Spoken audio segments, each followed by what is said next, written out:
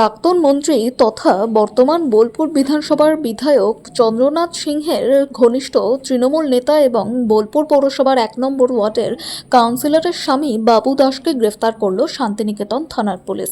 আদালতে তোলা হলো কোমরে দড়ি বেঁধে। পুলিশ সূত্রে জানা গিয়েছে, বাবু দাসের বিরুদ্ধে তোলাবাজি, জমি দখল সহ একাধিক অভিযোগে মামলা রয়েছে।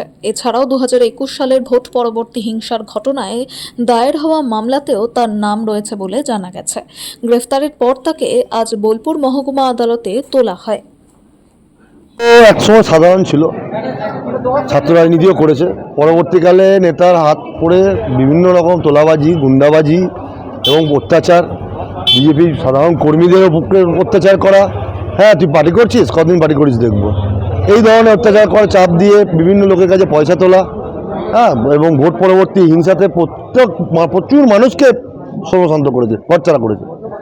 ও আজকে যে এইভাবে ধরা পড়লো, তাতে বোলপুরবাসী সবাই খুশি।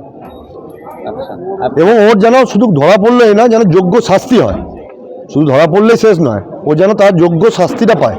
দিনের পর দিন প্রায় দেখা যাচ্ছে যে কোথাও থেকে টাকা তোলা, প্রান্তিক এলাকায় বিভিন্ন জায়গায় তুলেছে, সবাই জানে, সবাই সাধারণ মানুষও জানে।